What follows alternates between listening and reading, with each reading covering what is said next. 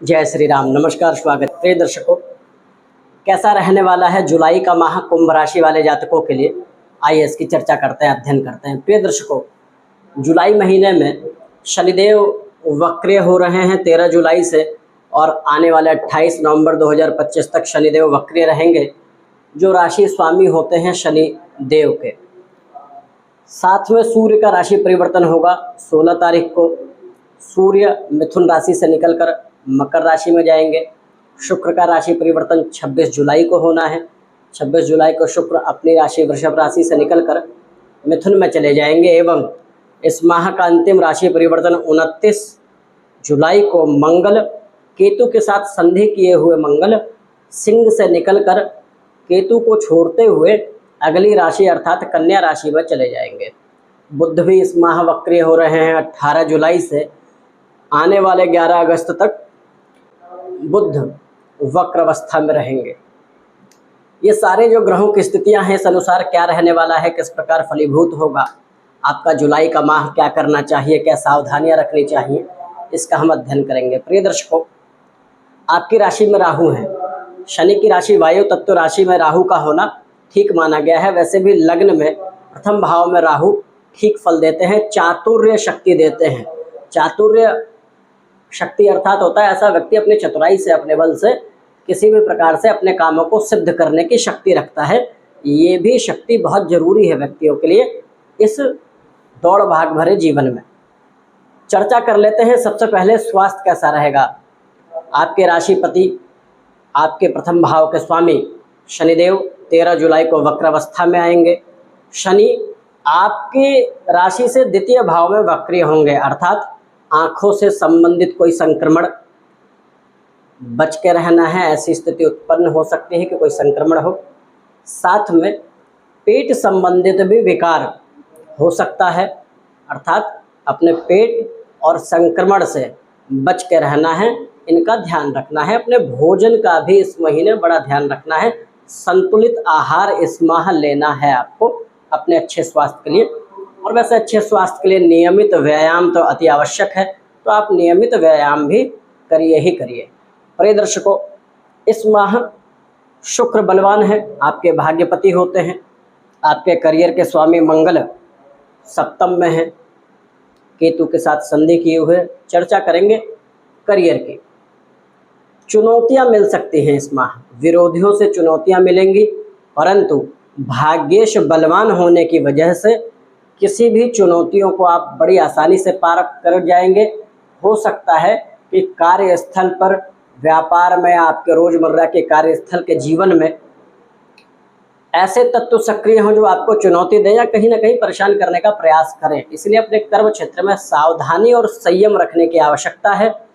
अपने कर्म क्षेत्र में क्रोध या आपके व्यवहार का चिड़चिड़ापन आपके कामकाजी जीवन को नुकसान पहुंचा सकता है। इसलिए कारण है कि कर्माधिपति मंगल केतु से पीड़ित हैं, सप्तम में है, तो थोड़ी सी चुनौतियां मिल सकती हैं। परंतु जब हमारे भाग्येश बलवान होते हैं, जब हमें भाग्य का साथ मिलता है, तो आप कितने भी शत्रुओं में घिरे हों, आप विजय प्राप्त कर लेते हैं। इसमें कहीं से कोई संदेह नहीं कि महीने में भले ही शत्रु या फिर आपके विरोधी सक्रिय हों, परंतु आपका कुछ कर नहीं पाएंगे। अपने कर्म क्षेत्र में आप आगे बढ़ेंगे। मंगल अपने मित्र ग्रह की राशि में है, केतु से संबंध है इनका। ऊर्जा आपकी सकारात्मक रहेगी अपने कर्म क्षेत्र पे। आपकी योजनाएं अच्छी रहेंगी। एग्रेसिव तरीके से आप अपने काम में आगे बढ़ेंगे। हो सकता है आपके काम करने की ऊर्जा से या फिर आपके काम करने की शैली से अन्य व्यक्ति को दिक्कत हो। होता क्या है, जब आप उन्नति के मार्ग पर होते हैं तो बहुत से लोग आपकी उन्नति को कह सकते हैं कि डाइजेस्ट नहीं कर पाते, अर्थात पचा नहीं पाते। तो ऐसे लोग कहीं ना कहीं कुछ चीज़ें क्रिएट करना चालू करते हैं। यही ध्यान देना है आपको कि विरोधियों के किसी भी षड्यंत्र में फंसना नहीं है, इग्नोर करके आगे बढ़ना है। ठीक रहने वाला है, क्षति कुछ पहुंचेगी नहीं। एक चीज़ का और ध्यान देना है, इस माह काम काजू तो आप रहेंगे, मतलब काम काज में आपका दिमाग रहेगा और व्यस्त भी ज़्यादा हो सकते हैं। कार्य का प्रेशर भी काम का आपको ज़्यादा इस माह हो सकता है, जो भविष्य के लिए आपके लिए कल्याणकारी ही होगा, क्योंकि आप अपनी पूरी ऊर्जा से काम भी करेंगे। आपके कर्माधिपति ग्रह कर्मेश मंगल अपने मित्र राशि में है अर्थात सिंह राशि में। परंतु एक चीज का ध्यान देना है प्रिय दर्शकों, मंगल सप्तम भाव में है केतु के साथ संधि किए हुए। सप्तम में अग्नि तत्व ग्रह जैसे सूर्य, मंगल, राहु बहुत ज्यादा अच्छे नहीं माने गए हैं। अपने काम काज का प्रेशर या काम काज का फ्रस्ट्रेशन अपने पारिवारिक जीवन पर ना उतारें या परिवार में शांत रहें। ऐसा हो सकता है कि आप ज़्यादा भाग दौड़ भरा जीवन या फिर ज़्यादा प्रेशर की वजह से अपने दाम्पत्य जीवन में जीवन साथी के साथ या फिर अपने भाई लव फेयर में यदि हैं, प्रेम संबंध में हैं, तो वहाँ आप कहीं ना कहीं क्रोधी हो जाएं या फिर फ्रस्ट्रेट हो जाएं। तो इसका ध्यान रखना है कि संबंधों में आपके कार्य का प्रेशर जो है या जो भी परेशानी है उसको अपने संबंधों पर ना आने दे। कारण यह है प्रेम संबंध में भी थोड़ा ध्यान रखना है, क्योंकि पंचमेश बुध वक्रिय हो जाएंगे 18 जुलाई से और षष्टम में रहेंगे। वैसे भी बुध इस पूरे महीने शत्रु के राशि में है, चंद्रमा को बुध शत्रु मानते हैं। तो प्रेम संबंध में थोड़ा संयम, नियमित संवाद बना के रखना, अपने अहम अहंकार को दूर रखना और संबंधों में सरल रहना आवश्यक है इस माह के लिए। अच्छी चीज़ ये है कि आपकी राशि में राहु है। किसी भी परेशानी से, प्रिय दर्शकों एक बात ये जान लीजिए कि राहु शनि सर्वदा कष्टकारी नहीं होते। कभी कभी राहु और शनि ही सब कुछ देने का सामर्थ्य रखते हैं। तो ये जान लीजिए कि आपकी राशि के राहु ठीक है, थोड़ी बहुत सावधानियां तो रखनी है, जैसे स्वास्थ्य संबंधित, मति भ्रम संबंधित। कभी कभी मति भ्रम हो जाती है, हम कुमार्ग से बचना चाहिए। तामसी भोजन और नकारात्मक विचारों को त्यागना चाहिए जब आपकी राशि में या लग्न में राहु है। वैसे स्थिति आपके अनुकूल है। सूर्य का राशि परिवर्तन होगा 16 तारीख को। सूर्य आपके छठे भाव से संबंध बनाएंगे। छठे भाव में सूर्य प्रबल शत्रुहंता हो जाते हैं और आपकी राशि अनुसार सप्तमेश हैं और सूर्य राजसी कार्यों के कारक ग्रह हैं। सरकार से कोई लाभ लेना चाहते हो, ठीक मिल सकता है। आप अपनी योजनाएं, अपनी बात अगर पटल पर रखते हैं तो आपके पक्ष में स्थिति आ सकती है। षष्टम में सूर्य का जाना शत्रुहंता योग बनाता है, अर्थात आपके एनिमी, आपके शत्रु कहीं ना कहीं आपसे हतप्रद रहेंगे या फिर कह सकते हैं कि आपके सामने ना आए, योजना भले ही बनाए। मंगल का राशि परिवर्तन हो जाएगा 29 जुलाई को। तो 29 जुलाई से मंगल अष्टम में आ जाएंगे।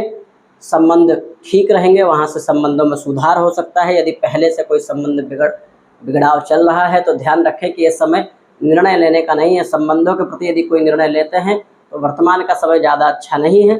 सोच समझकर समझदारी से समय को बीतने दें। और मंगल का जब राशि परिवर्तन हो तो कोई निर्णय लेने का अर्थ है कि केतु से जब मंगल पीड़ित है तो विच्छेद का ही निर्णय आएगा। दिमाग में ऐसा आता है कि कुछ ऐसा करें जो मतलब आर या पार वाली स्थिति। तो ये समय आर पार वाली स्थिति नहीं रहने वाली। तो ध्यान दीजिए कि धैर्य ही आवश्यक है, विशेष रूप से संबंधों में। लेकिन सामाजिक प्रतिष्ठा बढ़ेगी यदि तृतीयेश, देखिए तीसरे में राहु, शनि, मंगल, सूर्य सबको अच्छा माना गया क्योंकि जनता का भाव है। आपको समाज में प्रतिष्ठा पाने के लिए मेहनत करनी पड़ती है एवं समाज में अपना एक प्रभुत्व बनाना पड़ता है। उसमें ये ग्रह आपको सपोर्ट करेंगे। सामाजिक प्रतिष्ठा बढ़ेगी, मित्रों का सहयोग मिलेगा। एक बात और है कि यात्रा हो सकती है, यात्रा से लाभ मिलेगा। ध्यान ये रखना है प्रदर्शकों के शनिदेव व्ययपति हैं, वक्रिय होंगे। अचानक से कोई खर्चा यदि आता है तो संयमित हो, तुरंत किसी निवेश या कोई खर्चा करने से बचे। ये महीना आपके लिए कल्याणकारी हो। प्रदर्शकों उपाय क्या करना चाहिए? हनुमान जी के शरण में आपको रहना चाहिए। प्रतिदिन हनुमान चालीसा का पाठ, हनुमत गायत्री का पाठ, हनुमान जी को तुलसी की माला चढ़ाना, लाल वस्तुओं का दान करना, ऐसी चीज़ें आप करते रहें। इससे चीज़ें आपके सकारात्मक रहेंगी। शनिवार को हनुमान जी की विशेष पूजा करें। शनिवार को हनुमान जी की पूजा करने से मंगल और शनि दोनों ही ठीक होते हैं। प्रिय दर्शकों ये हमारा ज्योतिषीय आध्यात्मिक चैनल है। आप हमारे चैनल को सब्सक्राइब करें, वीडियो को लाइक करें एवं शेयर करें। अभी के लिए धन्यवाद।